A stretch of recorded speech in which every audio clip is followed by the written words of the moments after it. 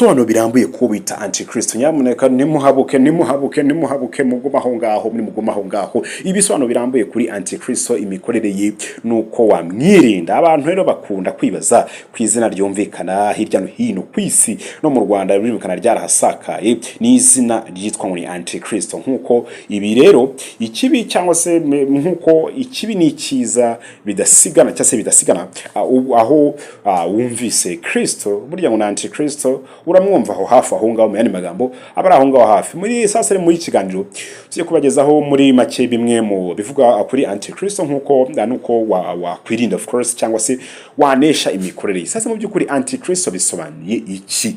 Bena mbere tugiye kubanza turebe antikristo cyase wote antichrist ninde.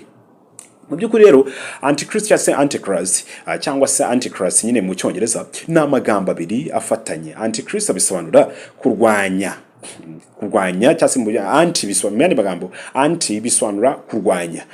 Hanyuma rero na Christ bisobanura Kristo. Mu magambo muri make ni antikristo cyase antichrist bisobanuye urwanya Kristo nyine nicyo bivuga ngo bisobanuye urwanya Kristo. Urwanya Kristo rero ngo nta wundi ni Satani. Mu magambo rero nkuko Imana ari umwuka, antikristo nawe ni umwuka.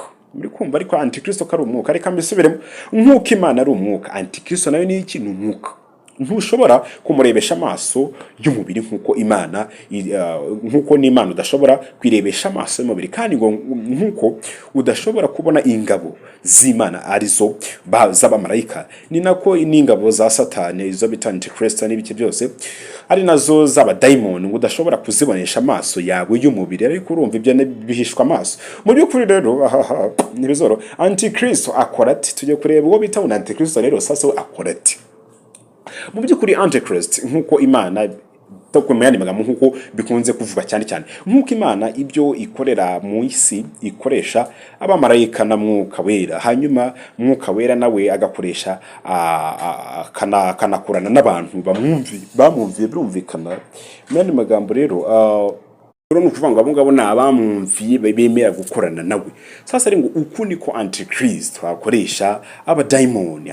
Rero sasa abadaimoni nabo bagakoresha abantu babumviye banimiye gukorana ni myuka y'abadaimoni. Mu byukuri rero ni myuka y'abadaimoni. Sasa mu byukuri iyo Bibiliya itubwiye ngo hari igihe kizagera antikristo agakora ku mugaragaro, ntibivuze ko icyo gihe abantu noneho bazamurebesha amaso y'umubiri, ahubwo ngo ni uko ibikorwa bye yiyoberanyizamo bizaba noneho bitakihishira. Mu yandi magambo none no kuvuga ngo rero ubu muri iki gihe rero akoresha amayiri yo kwiyoberanya cyane mu bintu byinshi binyuranye, ku buryo bimenywa gusa n'abagera cyase n'abegera Imana ikabahishurira ikabahishurirwa mu byukuri iyo niyo mikorere. Ariko ngo icyo gihe Bibiliya ivuga ko cyase mu yandi magambo Bibiliya ivuga nibwo uzaba utagikeneye gukorera mu mayobera, kuko umucyo w'Imana cyase umwuka wera wamubanga cyase wamubangamiraga uzaba wavuye mu isi. Mu yandi magambo mwuka wamubangamiraga uzaba wavuye mu isi wagiye. Mu by'ukuri rero nkuko tubisoma ngo kandi ngo nanone muzi cyase nanone kandi ngo nanone muzi yuko ikimubuza ari ukugira ngo azahishurwe mu gihe cye, kuko amayoberani cyase amayoberani y'ubugome y'ubu ngubu yatangiye gukora, ariko ntazahishurwa keretse uyavuza cyase uyabuza ubu akuweho. Mu yandi magambo aracyabangamiwe nyine ntago arabona uko yinyagambura ngakore. Sasa mu by'ukuri rero antichrist akoresha nde cyase antikristo akoresha nde? Ntabwo uzigera na rimwe ubona antikristo n'amaso yawe. Reka mbisubiremo byumve neza. Ntabwo uzigera ubona na rimwe antikristo n'amaso yawe, ahubwo ngo uzamubona mu bantu akoreramo n'ibikorwa abo bantu rero baba bakora ibi bidasanzwe ndetse ubona rwose binatangaje mu by'ukuri. Ngo ikindi ngo nuko ngo umuntu wese uzumva avuga cyangwa se yigisha ngo Yesu niwe Kristo, si umwana w'Imana, si umucunguzi, ni umukiza w'abantu, si we muhuza w'abantu n'Imana, mbese amuvuga bitandukanye nuko nguko wowe umuzi mu byanditswe byera, uwo muntu rero uzamenya ko ari intumwa ya Antikristo. Ni intumwa ya Antikristo. Mu by'ukuri rero Bibiliya iratubwira ngo iki abe ari cyo kibamenyesha umwuka w'Imana. Umwuka wose uvuga ko Yesu Kristo yaje afite umubiri, n'umwuka wo wavuye ku Mana nyine. Sasa ari mu by'ukuri ariko ngo umwuka wose utavuga Yesu utyo ntuwavuye ku Mana, ahubwo ngo ni umwuka wa Antikristo. Yemwe ni umwuka wa Antikristo wo mwumvise ko azaza kandi nanone umaze kugera ku isi. Mbese rero umunyabinyoma ninde? Nuhakana ko Yesu ari Kristo, myani magambo agahakana data wa twese n'umwana we, uwo niwe rero Antichrist, niwe ibita Antichrist. Mu by'ukuri mu madini namwe ujya ubona urareba yigisha ibijyanye n'ibi bintu tukubwiye haruguru, hanyuma rero wifatire umwanzuro wawe. Mu by'ukuri rero hari n'abandi bazaba cyase n'abandi baza babeshya ko bizera Kristo kugira ngo basohoze imigambi ya Antikristo, myane magambo Antikristo abakorera mu. Sasa rero ngo abantu ntibabirabukwe ibikuba mane magambo abantu abameze nk'abasinze bari kurota.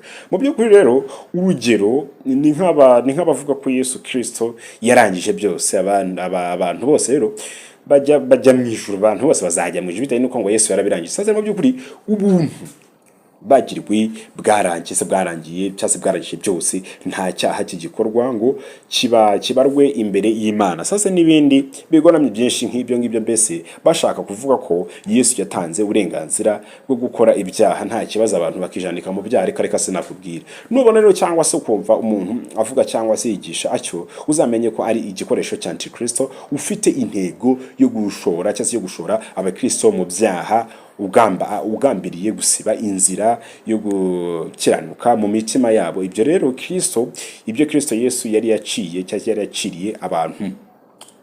Mu by'ukuri rero Antikristo kandi ngo akoresha cyane abantu bo mu nzego nyinshi zikomeye zitandukanye mu isi, amadini, za leta, z'ibihugu, ari nabyo rero azifashisha cyane mu gihe cyo gukora ku mugaragaro ubwo umwuka wera umubuza uzaba wakuwe mwisi. Umwuka wera umubuza gukora, mu yandi magambo hari umwuka wera umubuza gukora. Uyu mwuka rero kumubuza gukora nani magambo biramubangamira bigatuma atabasha gukora. Mu yandi magambo rero tuzabikarukaho turebe by'ukuntu uyu mwuka genda umubuza. Sasa mu by'ukuri kuza kuwo mugomerere kuri mu buryo bwo gukora kwa Satani gufite imbaraga zose n'ibimenyetso n'ibitangaze by'ibinyoma. Sasa rero nubuhenze bwose cyase nubuhenze bwose bwo gukiranirwa kubarimbuka kuko batemeye gukunda ukuri ngo bakizwe. Sasa rero ibanga ryo gutsinda Antikristo ni irihe? Ushobora kwibaza icyo kintu. Hari abahitamo rero kwitandukanya n'ibikorwa byose by'amadini, amatorero, ubutegetsi n'ubuyobozi bwo mu isi mu rwego bita ko ari urwo kwirinda ibikorwa bya Antikristo.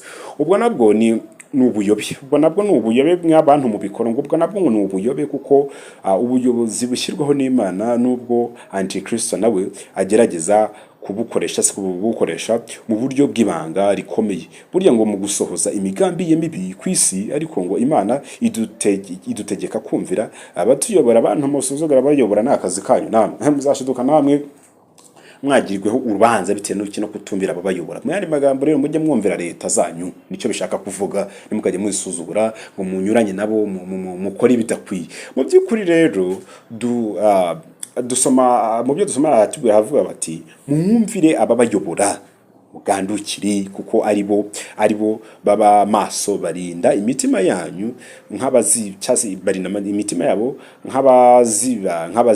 nk'ababibazwa yani magambo barabarinda, niyo mpamvu mubona amaleta arinda ibihugu byabo nk'inshingano bazabazwa nibatabikora. Yani magambo rero nuko rero mubumvire kugira ngo babikore banizeriwe kandi batagununwa, kuko kubikorana cyangwa kwikorana akagununwa kutagira icyo kumarira mwibwe. Mu yandi magambo kubikorana kukagununwa nimwe bibagiraho ingaruka zirabagarukira. Muri kumva yemwe bantu mwicara muvuga leta nabi, mwicara musabya leta zanyu, mujye mubaha leta, mubahe n'ubuyobozi, kuko urumva na Bibiliya nayo cyase n'ijambo ry'Imana n'Imana ibategeka, nta nubwo ibasaba kwanza, iranabategetse, mutegetswe kubaha ababayobora. Nyamuneka kwicara bo basuzuma bumva ko namwe muzagerwaho ibibazo, kandi nimutuma bakora ibintu bagununwa nimwe bizagiraho ingaruka hejuru yo kutumvira kwanyu. Yani magambo mu abaturage beza bubaha guverinoma, ariko mwebwe ntabwo mubona ko bikwiye. Mu byo kwira rero Bibiliya ikongera ikatubwira ngo umuntu wese agandukire abatware bamutwara, kuko ari nta butware butava ku Mana. Muri kumva mwubaho abatware bagira bate babayobora, kandi ngo n'abatware bariho bashyizweho n'Imana. Bega byiza. Nicyo gituma rero ugandira umutware aba yanze itegeko ry'Imana, kandi abaryanga bazatsindwa n'urubanza, yewana bazagubwa nabi bikomeye. Usibye mbere yuko banagubwa nabi, mbere yabyo hari n'ibihano leta ibanza kuba hari ko burya ngo ni ibihano biciritse, kuko ngo hari urubanza rw'Imana rubategereje. Mbere mu yandi magambo, nyuma y'urubanza rwa leta ngo ari n'urubanza rw'Imana rutegereje abantu batumvira ubutegetsi, batumvira leta ngo bashyireho bumviye ubutegetsi, bumvire n'abayobora. Muri kumva ariko ibanga ryo gutsinda antikristo rero ngo nta rindi nuko buri jambo ryose wumvishe ryigishwa banza urigenzure ibyanditswe byera, ariyo Bibiliya nyine twahawe nk'intwaro twifashisha. ngo kandi ngikindi reka kujarajara, we kumva abakubwira ngo Yesu ngo ari hano, aha niho Imana iba kurusha hariya, hanyuma nawe ukabyakira uko nk'uko ugafatiraho. Ibyo bintu byirinde. Ikindi guma hamwe, kuko ntaho Imana itakumvira. Wisengera mu mutima wawe ukiranuka kandi wiziri, kandi ngo nta naho umwuka wa Satani uhejwe kugera. Mu yandi magambo rero ahantu hose wahasengera bigakunda. Iki rero guma mu itorero ryawe iryo ari ryose, kuko uribemo nyine uri maso buri kimwe cyose, we kucyakira ngo uhite umira bunguri, ahubwo ubanze ukigenzuje ijambo ry'Imana, kandi ukumvira cyase ukumvira abakuyobora muri byose uretse icyaha, kuko ibyaha ari byo byonyine bishobora kukubuza umuntu kuzabona ubugingo buhoraho. Sasa mu by'ukuri tube maso, kuko yani magambo tube maso, kuko gukora kwa Satani kuri mu mayubira n'amayiri menshi atangaje rwose. Uzamenywa gusa n'abahora bari maso, uzamenywa n'abahora bari maso bagenzura ijambo ry'Imana. Buri kimwe cyose rikigenda cyaduka buri munsi muri iyi minsi, buri munsi. Sasa rero mu byo kuri Imana ibaho umugisha. Nyamuneka mbifurije gusobanukirwa iby'ububwiru bwa antikristo bari kugenda kurisha kubitoni antichrist. Please be careful for antichrist. Wibuke ko antichrist arahari, kandi wibuke ko nutitwara neza na kazi kawe. Yemwe ndabakunda cyane. Rero mu gusoza reka nkoresha icyongereza mbabwira ati I love you guys, thank you so much for your time, and so see you next time. And so if you have any question, any comments, any opinion for me, of course, leave your comment on my description, please. Don't forget to make it subscribe and click on button. And so that's why, because I love you so much, because that's why I need to say thank you so much. For that I have to say thank you so much, guys. I love you. See you next time. My name is Shoti Ndabakunda Chane.